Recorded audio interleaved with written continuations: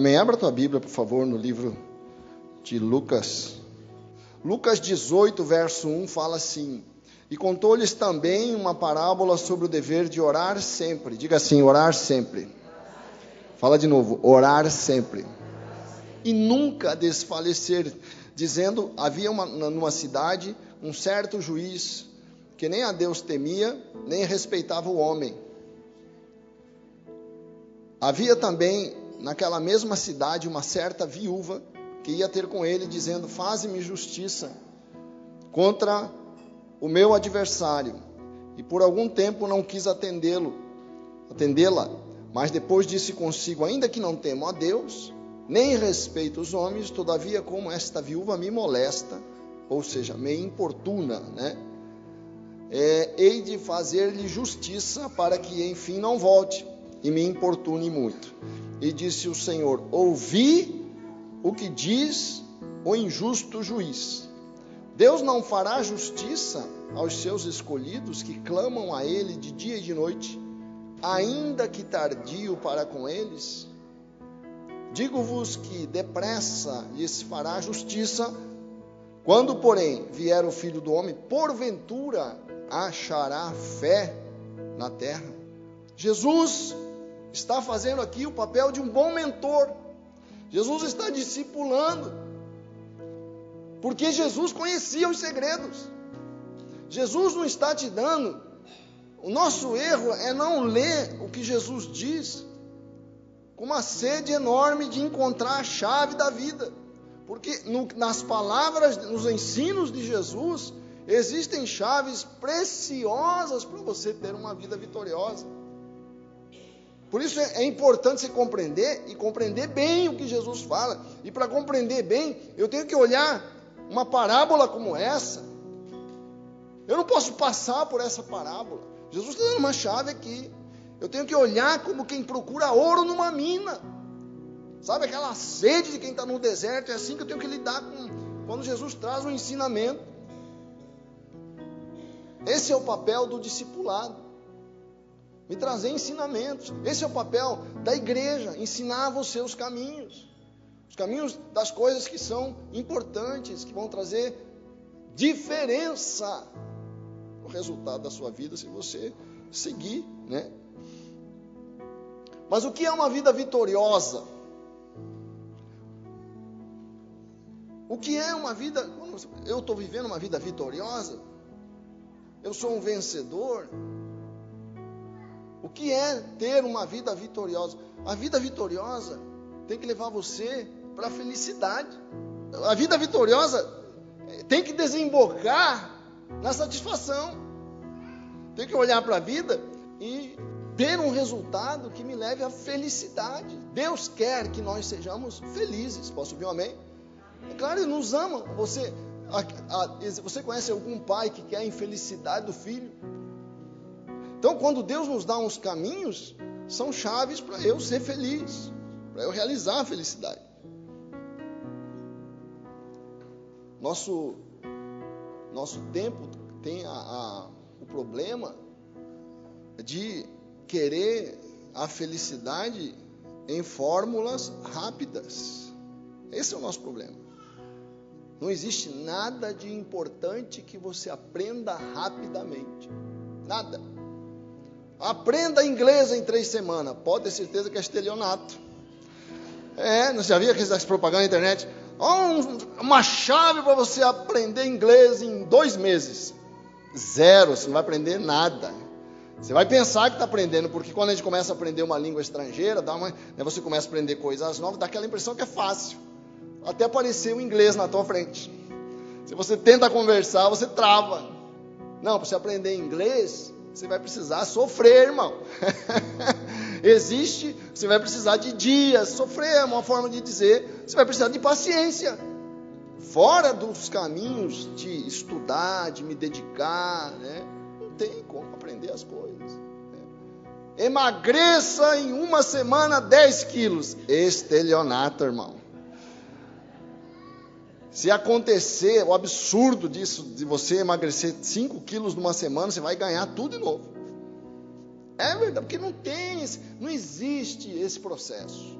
Nós queremos. Por isso que existe toda uma indústria para tentar produzir um remédio que, pum, faz você feliz.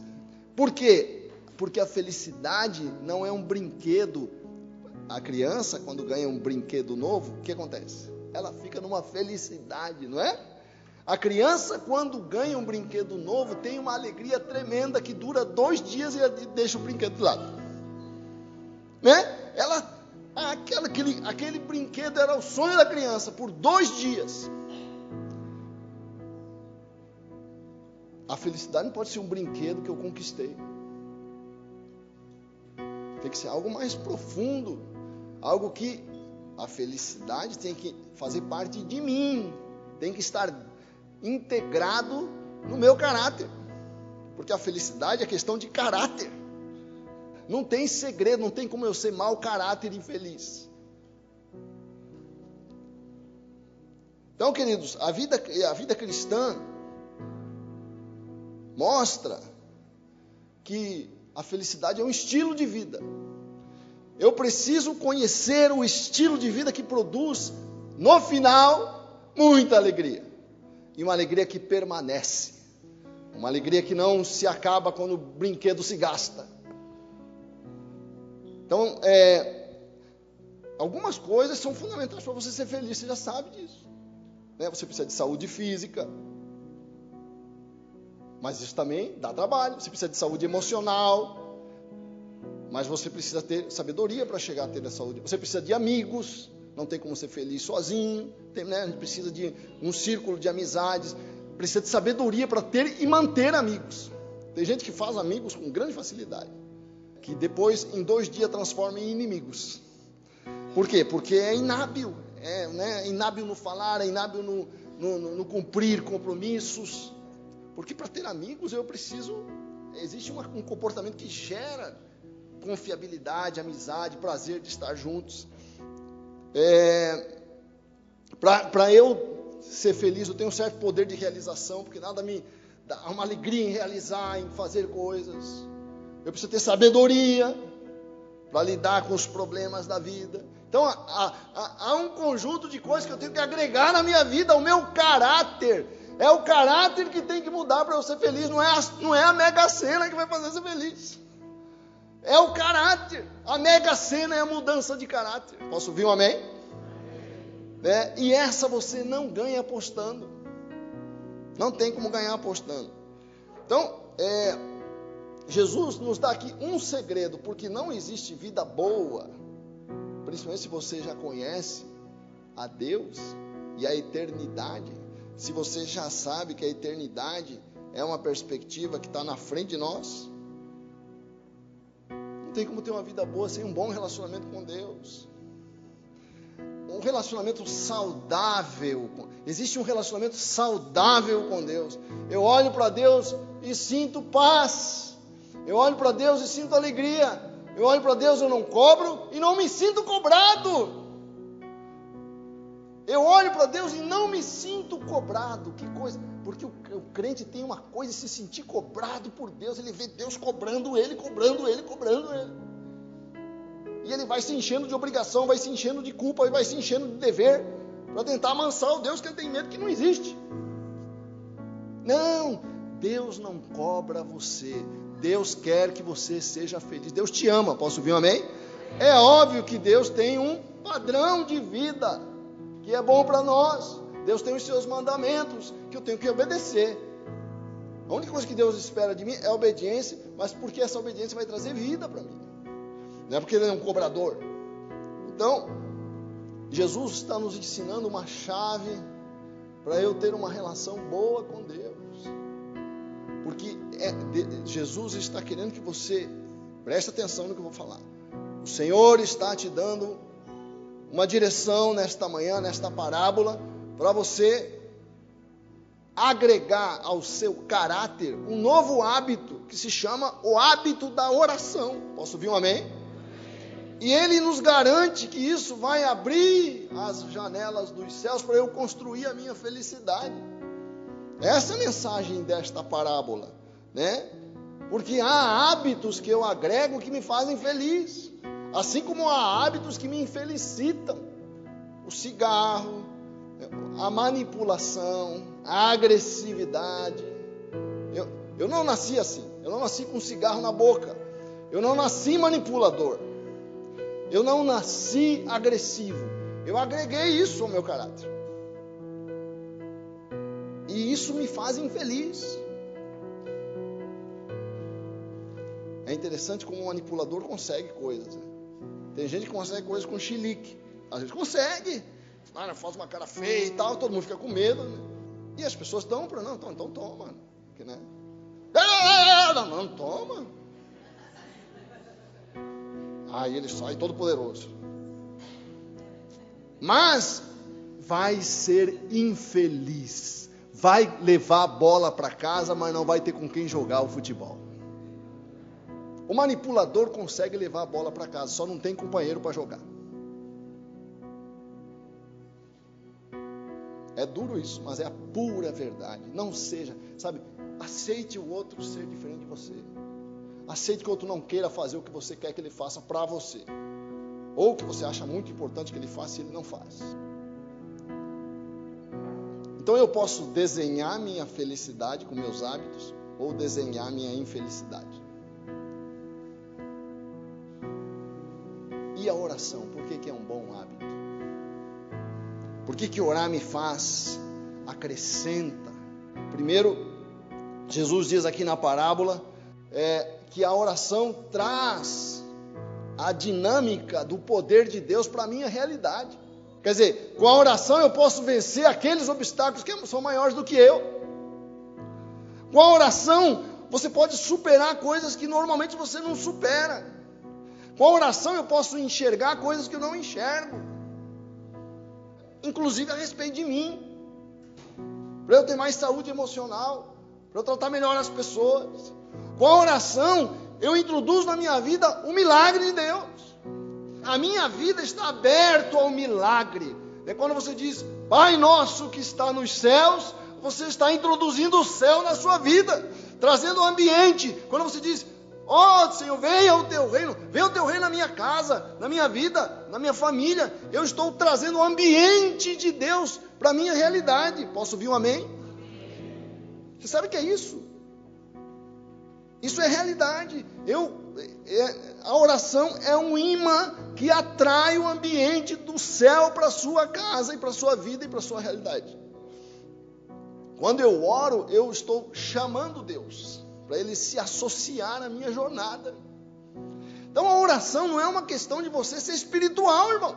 A oração é uma questão de inteligência. É uma questão de existem elementos que trazem felicidade para a vida. Eu preciso introduzir eles no meu caráter.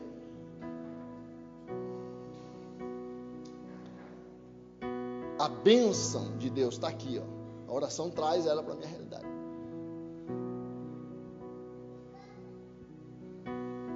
A Bíblia fala assim, bendito Deus e Pai de Efésios 1:3. Bendito Deus e Pai de nosso Senhor Jesus, o qual já nos abençoou. Diga assim, já nos abençoou. Com todas as bênçãos espirituais, diz a Bíblia, nos lugares celestiais em Cristo. Mas espera aí, se Deus já me abençoou, por que eu não vejo isso?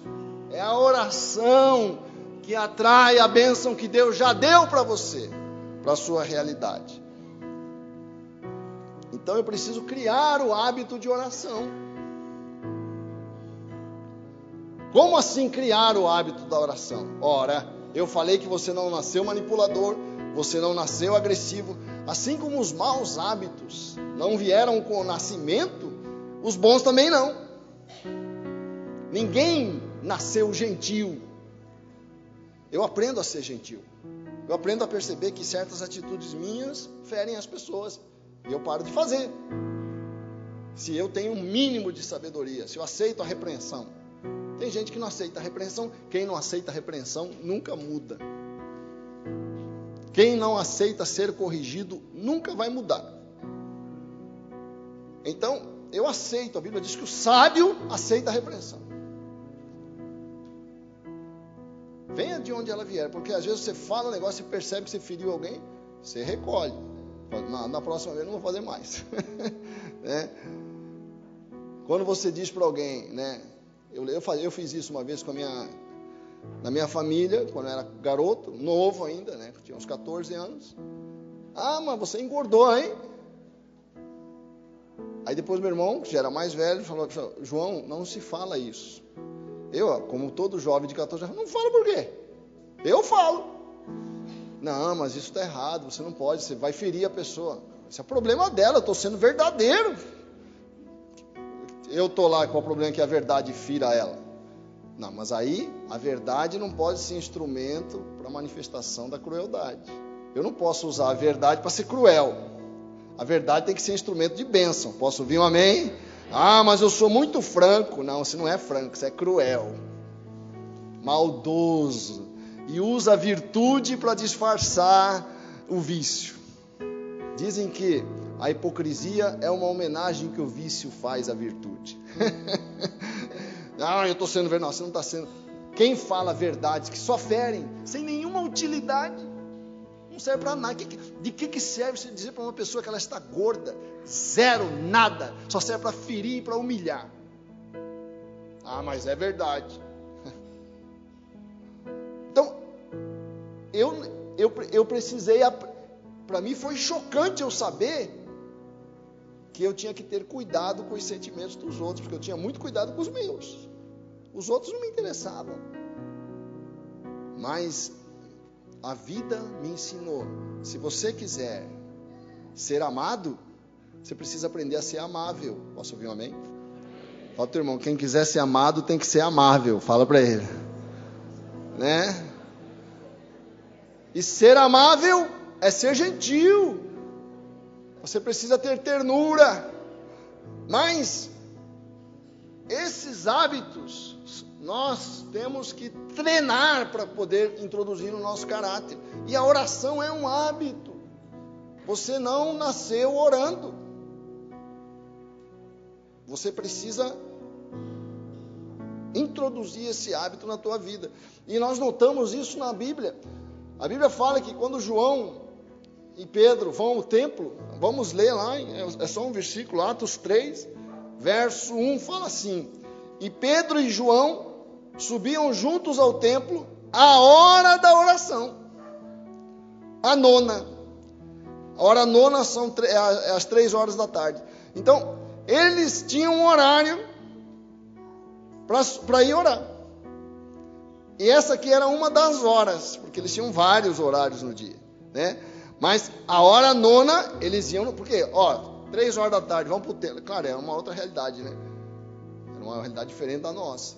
Mas o que eu quero, embora não dá para pegar essa realidade e trazer para você dar 3 horas, ter 3, 4 horas para vir ao templo orar, o texto mostra que eles tinham uma disciplina, um hábito para orar, né? Então esta é a primeira coisa que você tem que fazer para você criar um hábito. Tome uma decisão de incluir na tua rotina um horário para você se voltar para Deus e orar, né?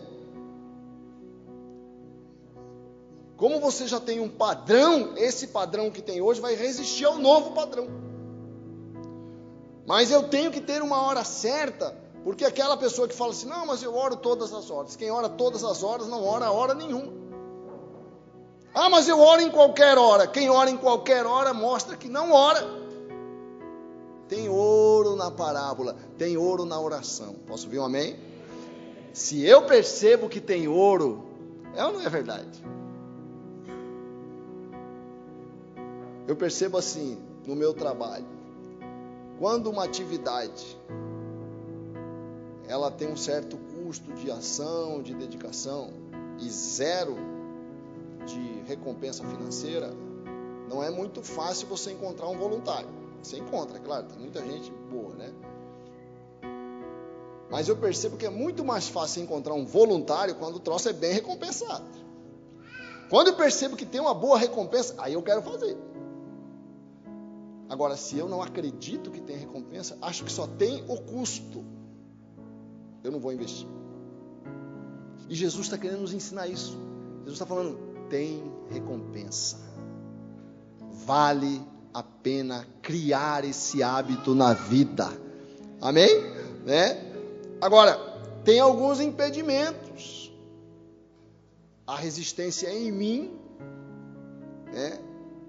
Que a Bíblia chama de carne, essa coisa que resiste à nossa felicidade, essa coisa que quer prazer fácil, essa coisa que quer hoje e não amanhã, não quer adiar nada, essa tendência dentro de mim que é preguiçosa, gosta de sensualidade, né? Há uma realidade em mim estranha, que a Bíblia chama de carne, né? Não é meu corpo físico, é uma realidade dentro de mim que conspira contra a minha felicidade. Isso aí é uma resistência. Quando você for introduzir um padrão, quem quer, né? A Sara que está fazendo uma dieta, a gente conversa muito sobre isso. Quando você cria um padrão novo de alimentação, parece que, sabe, há uma revolução dentro de você, dizendo, não, você vai ter que voltar ao antigo. Não é verdade?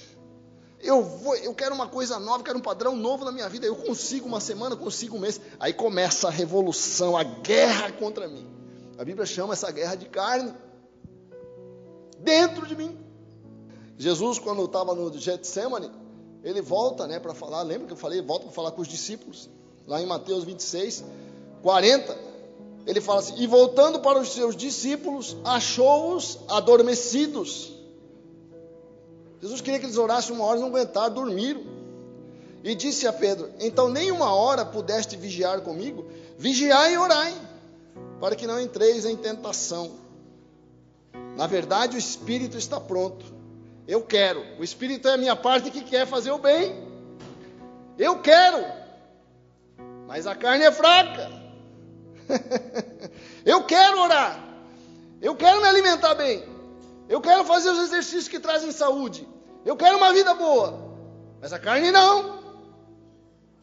O Espírito está pronto. Mas a carne é fraca. Então eu tenho que fortalecer o Espírito. Né?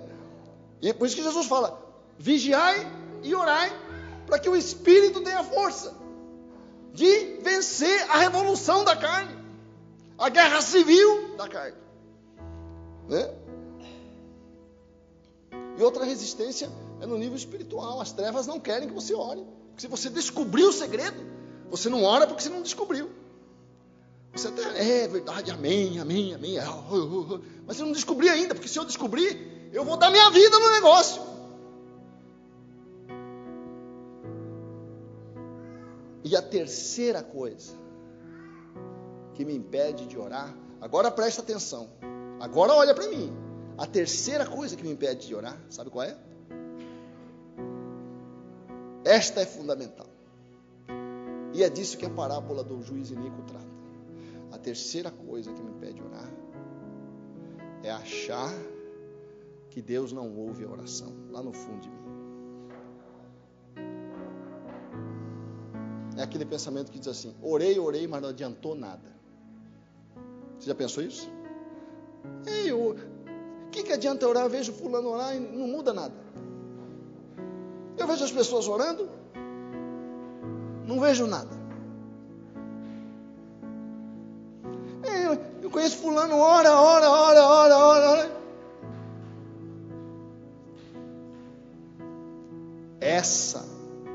Esse pensamento vem do inferno. Posso ouvir um amém? Saiba disso. Esse pensamento não é teu, esse pensamento é das trevas. Esse é um pensamento do inferno. O inferno fala isso. Essa é o idioma do inferno. É a linguagem do inferno. Porque não é verdade. Porque se for verdade, Jesus está mentindo. Se é verdade que não adianta orar, então Jesus é um mentiroso. Porque Jesus está dizendo nessa parábola que se você orar, Deus vai responder. É isso que a palavra de Deus diz. O dever de orar e nunca o quê? Nunca o quê? O que é desfalecer? Desistir. Nunca desista de orar. Posso ouvir um amém? Uma coisa que o Espírito Santo tem falado para nós aqui na igreja, e é muito importante isso. Sabe, Deus falou muito comigo nesses dias sobre isso. E a Bíblia fala, né? Ouça o que o Espírito de Deus diz às igrejas. O Espírito Santo está falando isso conosco. Deus fala assim, ó. Aquela pessoa que começa uma oração por um alvo, ora por um tempo, depois desiste e diz não adianta nada, é porque nunca creu. Nunca acreditou, por isso desiste. Porque aquele que realmente acredita que vale a pena orar, vai orar até morrer. Vai orar até a morte. A Bíblia diz, em Hebreus 11, verso 13, uma passagem para derrubar a gente, fala que os heróis da fé, Abraão, Isaac, morreram sem ver a promessa. Creram até a morte, não viram, mas morreram abraçados com a promessa. Por quê? Eu vou morrer, mas Deus vai fazer. Eu estou orando por um alvo que não está acontecendo hoje, eu tenho que orar assim, eu não sei, vai acontecer. Na minha vida, fora da minha vida, no meu tempo, fora do meu tempo, eu não sei quando, mas sabe, o que nos faz orar sem parar é saber, uma hora Deus vai fazer. Porque é isso que Jesus está falando aqui. Que se eu orar com essa convicção, olhar para Deus, já sei que Ele vai fazer. Eu já sei que Ele vai fazer. Não sei a época, não sei o tempo, mas sei que Ele vai fazer, né? Essa convicção, quem tem essa convicção, não para de orar. Quem não tem, vai orar até cansar. Cansou, parou. Porque se eu oro e desisto, eu estou provando para Deus que eu nunca acreditei. Fala para o teu irmão, nunca desista. Fala para ele, nunca desista. Né? Porque diz Isaías 64:4, desde a antiguidade, não se ouviu, nem com ouvidos se percebeu, nem com os olhos se viu, um Deus além de ti, que trabalha para aquele que nele espera. Quem espera em Deus, espera até na morte. Essa é a verdade. Espera, e não espera religiosamente, espera convicto. Não, Deus vai fazer. Fala para o teu irmão, Deus vai fazer. Fala para ele, não sei quando. Não, fala com fé para ele, Deus vai fazer.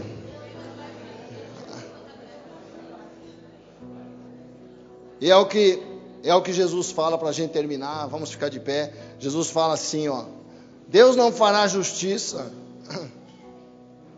Deus não ouvirá, Deus não responderá, Deus não fará justiça aos seus escolhidos que clamam a Ele de dia e de noite, ainda que tardio para com eles, ainda que tardio para com eles, digo-vos que depressa lhes fará justiça. Quando, porém, vier o Filho do Homem, porventura achará fé? Será que Ele vai encontrar a gente que está acreditando? Mesmo não vendo a promessa se cumprir nos seus próprios dias. Ainda que tardio, Jesus está falando, pode demorar, mas Deus vai fazer. Por isso que o salmista sabia disso. Por isso que uma coisa que você tem que acrescentar na tua oração, quando você fala com Deus, é que o salmista diz ali no Salmo 70, apressa-te, Deus. Acrescenta isso na tua oração, Deus, apressa-te. O salmista falava muito isso. Vamos ler o Salmo 70, para nós terminarmos. Eu queria que você fizesse essa oração nesta manhã. Diz aqui o Salmo 70. Apressa-te, ó Deus, em me socorrer, em me livrar. Senhor, apressa-te em ajudar-me. Fiquem envergonhados e confundidos os que procuram a minha alma. Voltem para trás e confundam-se os que me desejam mal. Verso 4 fala, folguem e alegrem-se em ti todos os que te buscam. E aqueles que amam a tua salvação, digam continuamente, engrandecido seja Deus. Eu, porém, estou aflito e necessitado. Apressa-te por mim, ó Deus. Tu és o meu auxílio e o meu libertador. Senhor, não te detenhas. Tome uma decisão hoje. Decida de introduzir essa realidade da oração na sua vida. Diga no teu coração: meu Pai, quero orar, vou orar todos os dias, determinadamente. E comece hoje. Nesta segunda, levante e fala: vou orar. Você vai ver a glória de Deus na sua vida. Agarre-se a Deus. Agarre-se à promessa. Agarre-se à oração como os profetas, que não viram a promessa, mas morreram abraçados com ela. Aleluia. É pouco de